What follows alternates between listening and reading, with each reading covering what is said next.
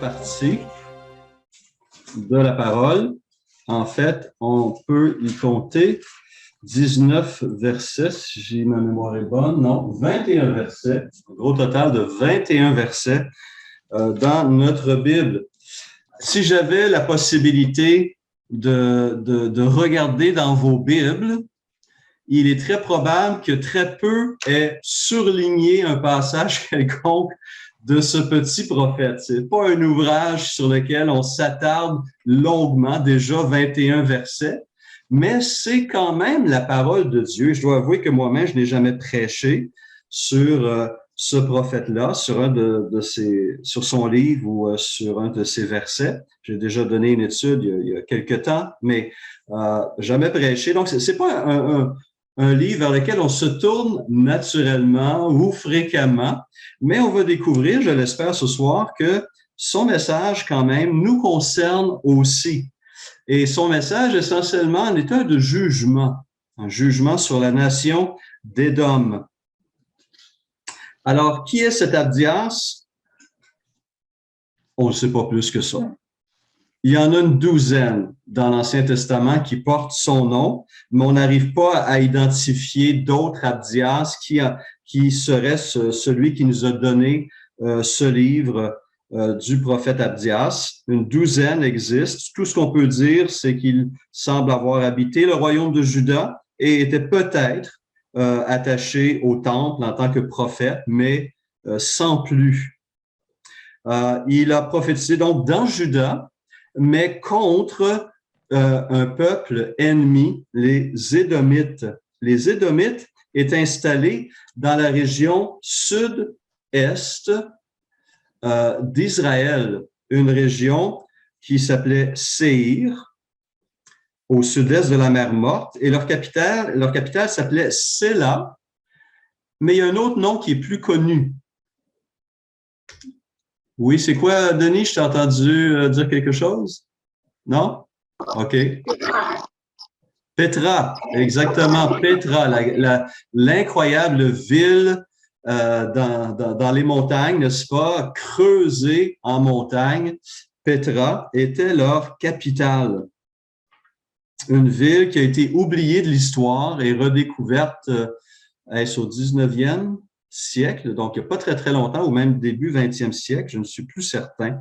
Un endroit qui est vraiment unique, splendide, mais complètement abandonné et qui a même été oublié de l'histoire pour un temps. Alors, pourquoi Abdias écrit-il une prophétie contre un jugement sur la nation d'Édom? Eh bien, on se rappelle que les Édomites étaient en fait les descendants d'Ésaü, le frère jumeau de Jacob. Ils étaient jumeaux et donc parents, les Édomites étaient parents des Israélites. On les décrit comme un peuple courageux, fier, connu pour sa sagesse et sa puissance. On va voir quelques textes qui le soulignent. Mais de tout temps, ce peuple-là a manifesté de l'hostilité envers Israël. En fait, ça a été parmi les adversaires les plus tenaces d'Israël, au point que si on devait additionner les différentes prophéties qui ont été prononcées contre les différentes nations, Édom a probablement, et ça m'a surpris de le découvrir, la nation qui a eu, sur laquelle on a posé le plus de jugements prophétiques. C'est Gordon Fee et Douglas Stewart qui font ressortir cette réalité-là, que de toutes les nations étrangères, Édom est une de celles qui a le plus de prophéties prononcées contre elle. Assez incroyable à réaliser. Et essentiellement, Abdias leur dit qu'ils devront rendre compte de leur comportement et Abdias annonce le triomphe final de la montagne de Sion sur les montagnes de Séhir et de cette ville qui était considérée comme invulnérable. Quand Abdias a-t-il exercé son ministère? Ça, c'est une autre des grandes questions. Non seulement on sait très peu sur l'homme, son ouvrage lui-même ne nous cadre pas historiquement et le contexte lui-même nous amène à identifier deux moments particuliers dans l'histoire d'Israël, mais des moments très éloignés l'un de l'autre historiquement. un des deux moments où cette prophétie peut être prononcée serait peu après l'an 845 après Jésus-Christ, lors du règne du roi Joram de Juda. Et Joram, son règne est mentionné en 2 Chroniques 21, 8 à 17. Qu'est-ce qui se passe à ce moment-là? Eh bien, les Édomites se révoltent contre le royaume de Juda, contre le roi de Joram, et Jérusalem même est attaquée, entre autres, par des tribus arabes et par les Philistins, et les Édomites se joignent au pillage, à la mise à sac de la ville de Jérusalem et se réjouit du malheur qui frappe Jérusalem. Et donc, il est possible, le contexte pourrait pointer vers ce moment historique.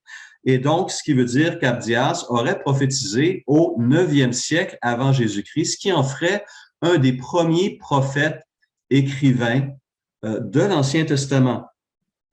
L'autre possibilité se situe peu après la chute de Jérusalem en 586, après que Babylone a investi la ville après un long siège. Et les Édomites auraient profité encore une fois de la défaite d'Israël, de la chute de Jérusalem, pour s'en prendre aux Israélites, arrêter, capturer les fuyards, les livrer aux Babyloniens ou les tuer carrément eux-mêmes. Donc, ce sont les deux moments historiques, 9e siècle ou 6e siècle, on ne le sait pas. Par ailleurs, Jérémie 49 fait référence assez clairement aux 6 premiers versets d'Abdias. Et pour différentes raisons, les spécialistes semblent, encore une fois, c'est partagé comme opinion, mais croient que Jérémie aurait cité Abdias plutôt que l'inverse. Et donc, cela pointerait vers le livre d'Abdias comme faisant référence donc à ces moments au 9e siècle où les Édomites ont investi Jérusalem avec les Philistins et des tribus arabes lors du règne de Joram. Mais encore là, aucune certitude. Le message d'Abdias est un message donc d'avertissement et de jugement. Édom est appelé à se repentir, car s'il ne se repent pas, il sera chassé de son territoire. Il va subir ce qu'il a fait subir aux Israélites. Et c'est ce qui va se passer plus tard. Malachie 1, 3, 5, entre autres, mentionne cela. D'autres prophètes, comme Amos, en a parlé aussi. Ils vont être chassés plus tard par les Nabatéens, des tribus arabes, qui vont prendre le contrôle de Séhir et de Pétra et vont chasser les Édomites vers l'Idumée, ce qui va être appelé plus tard l'Idumée, d'où viendra entre autres la famille d'Hérode le Grand. Les Édomites, je le mentionnais, s'appuyaient sur leurs sages et sur leurs guerriers. Versets 8 et 9 dit ceci. Ce jour-là, déclare l'Éternel, je ferai disparaître d'Édom les sages et de la montagne d'Ésaü l'intelligence. Tes guerriers, Théman, seront dans une telle épouvante que tous les habitants de la montagne d'Ésaü mourront dans le carnage.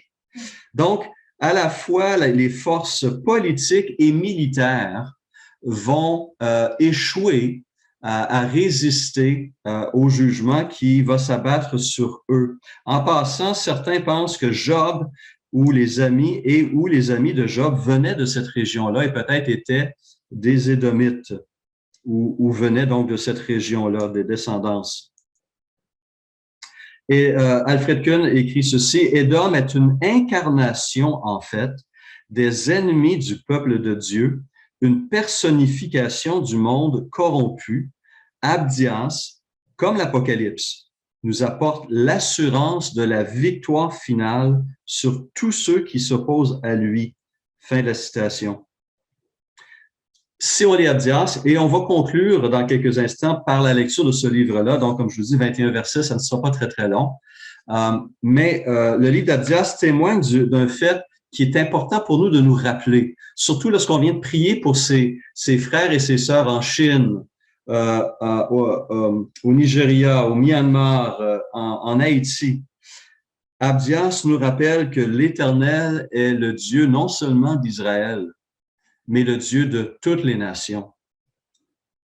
Autant de la Chine, de la Russie, de la Corée du Nord, de l'Inde, des États-Unis, du Canada. Et son livre vient en quelque sorte confirmer la promesse que Dieu a faite à Abraham en Genèse chapitre 12, verset 3. Et la promesse est la suivante. Je bénirai ceux qui te béniront et je maudirai ceux qui te maudissent, qui te maudiront. Donc, Dieu protège son peuple et fera subir aux adversaires d'Israël ceux qui ont voulu s'en prendre au peuple de Dieu. Donc, le livre d'Abdias est un peu un avertissement qui est donné au monde entier. Dieu voit ce qui se passe sur la terre, que ce soit au fin fond d'une forêt du Nigeria, que ce soit dans une capitale comme Port-au-Prince, que ce soit à Québec, que ce soit dans mon foyer. Dieu voit. Dieu tient compte de tout. Dieu va traiter les hommes comme ils auront traité le peuple de Dieu. Dieu vient pour juger le monde. Abdias, verset 15. En effet, le jour de l'Éternel est proche pour toutes les nations. On te fera comme tu as fait, tes actes retomberont sur ta tête. Ce qu'on sème, on va le récolter. Une loi universelle, autant dans le monde matériel que spirituel. Une leçon aussi intéressante qu'Abdias nous permet de faire, lorsqu'on considère, lorsqu'on comprend qu'Édom était en fait donc les descendants d'Ésaü et Israël descendant de Jacob. Donc, on voit un conflit familial, un conflit entre deux frères jumeaux, Ésaü et qui, j'ai dit? Jacob. C'est Jacob, oui. Cette amertume dans les relations familiales peut avoir des conséquences sur plusieurs générations. Hein, on connaît l'histoire de Roméo et Juliette, là, où ça se propage d'une famille, d'une génération à l'autre. Bien, là, c'est Roméo et Juliette à la puissance 10 et plus encore. Cette haine entre deux frères, où ce conflit a dégénéré et s'est transmis dans la descendance. Et on constate qu'aujourd'hui, cette inimitié, Ellison, un autre commentateur, dit ceci, cette inimitié fait encore les gros titres de l'actualité au Moyen-Orient.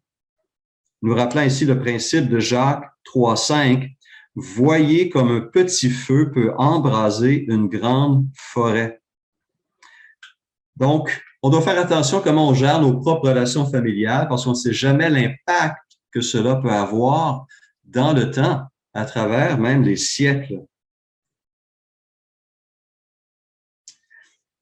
Alors, Ellison, le commentateur, donc un des ouvrages que je consulte, que j'apprécie particulièrement, dit ceci, les Édomites célèbres dans l'histoire sont rares, mais il en nomme quelques-uns. Pensons par exemple à Doeg, l'Édomite, qui a fait périr les sacrificateurs de Nob sous le commandement, l'ordre du roi Saül, parce que Saül pensait que ses sacrificateurs avaient conspiré avec David contre Saül, et c'est Doeg qui s'est porté volontaire pour tuer ces sacrificateurs de Nob. Hadad, un autre ennemi de David, et aussi ultimement Hérode, qui a tenté de faire mourir le Messie. Donc, on voit cette haine qui se propage, cette violence qui est là dans le cœur de ces personnes. Alors, pour nous mettre dans le bain, et on peut le faire ce soir, justement parce que le livre est court, on va conclure par la lecture du livre.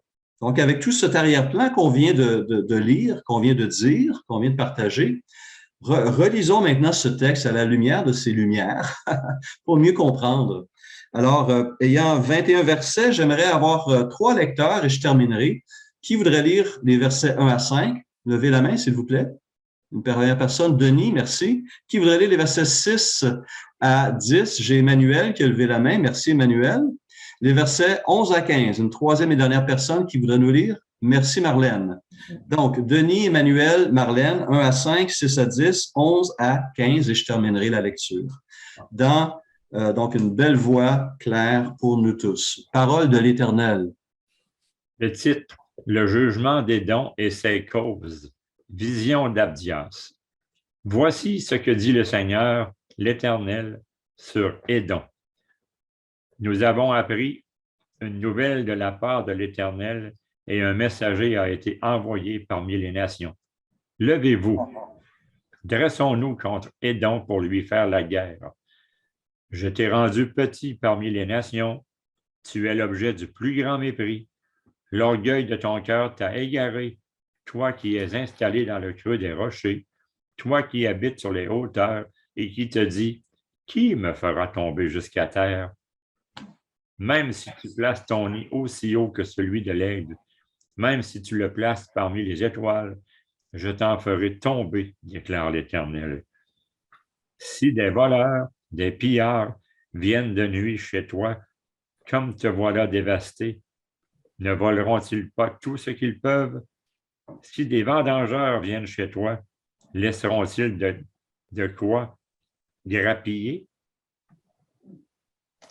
Ainsi, chez vous, descendants d'Ésaü, tout est mis à sac. Même vos richesses cachées sont découvertes. On vous chasse de votre territoire, tous vos alliés vous trahissent. Ceux qui étaient vos amis vous réduisent en leur pouvoir. Vos anciens compagnons de table mettent des pièges sous vos pas.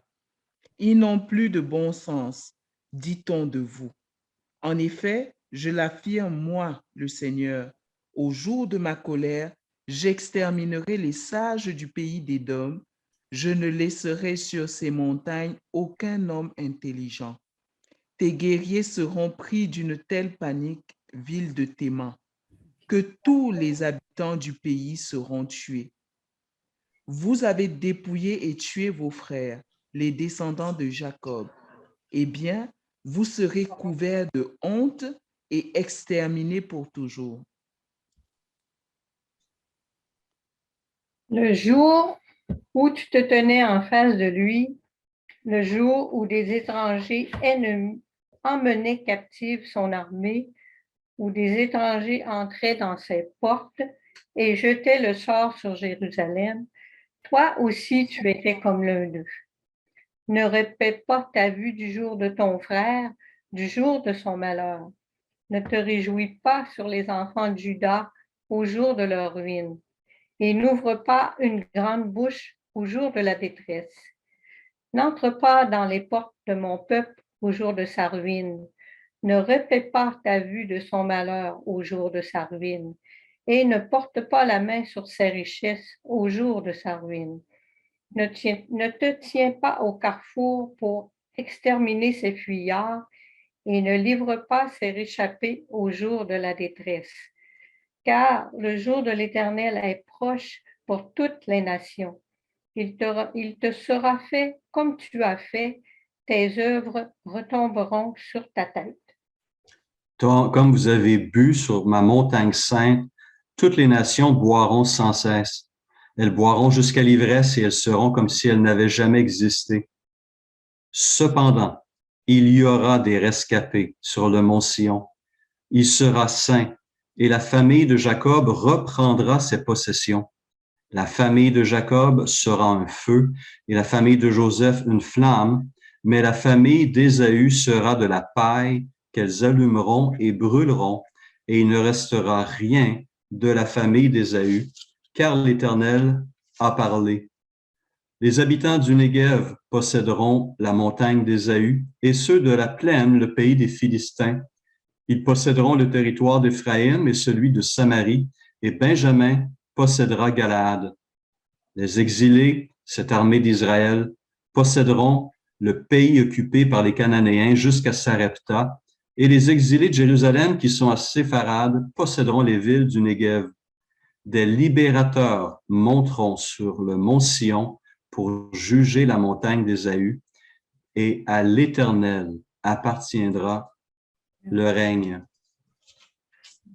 Vous connaissez en passant les fameuses, la région de Qumran, hein, près de la mer Morte, une région désertique, où dans des grottes, on a découvert des manuscrits, des parchemins, hein, les fameux manuscrits de la mer Morte à Qumran. Eh bien, c'est assez courant d'aller cacher des objets précieux dans des grottes. Et on nous dit que les Édomites, à Pétra, entre autres, qui ont sculpté leur maison et leur temple dans le rocher des montagnes, cachaient aussi leurs trésors dans des trous comme ça. Pétra était une route commerciale très, très populaire qui reliait la Syrie jusqu'à l'Égypte. Et les Édomites bénéficiaient, gagnaient de ce transport. Les gens passaient par Pétra, c'est un lieu important, et ils gagnaient beaucoup avec ce commerce-là. Et ils mettaient leur richesse dans ces trous, dans les montagnes. Et on voit ces références qui sont là, n'est-ce pas? Au verset 6, « Ah, comme Ésaü est fouillé, comme ses trésors cachés sont découverts. » Un historien grec du 5e ou 6e siècle avant Jésus-Christ, je crois, mentionnait justement cette pratique des Édomites. Et on a ici une référence à cette réalité dans ce livre d'Abdias, très intéressant. D'autres choses qu'on retient de la lecture de ce prophète? Oui, Denis?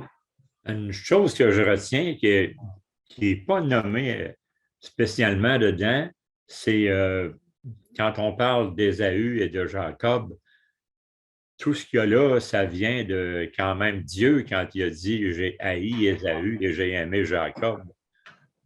Puis ce peuple-là, les Édomites, je ne dirais pas le lui ont bien rendu, ça c'est des humoristes qui diraient ça, mais les Édomites, c'est vrai qu'ils leur en voulaient énormément à ce peuple-là. Mm-hmm. Oui. Et leur haine a été la conséquence de leur chute. Le résultat a provoqué, leur chute. J'aurais une question. Les Édomites et les Moabites, est-ce que c'est les mêmes? Non. Non? OK. Non. Bon. Moab est une autre région, c'est pas très loin, mais c'est un autre peuple. OK. Philippe a traité Amos la semaine passée. Amos, si vous vous rappelez, porte des jugements sur plusieurs nations, à une douzaine, si ma mémoire est bonne. Et parmi les gens qui sont la cible de ces choses-là, il y a Gaza, il y a Damas, Tyr, Édom, Ammonite, Moabite. Donc, ce sont des nations distinctes. Et le cercle se rapproche Juda et ensuite Israël. Hein? Ça, c'est comme ça qu'Amos présentait les choses. Donc, c'est des peuples distincts. Oui. Oui.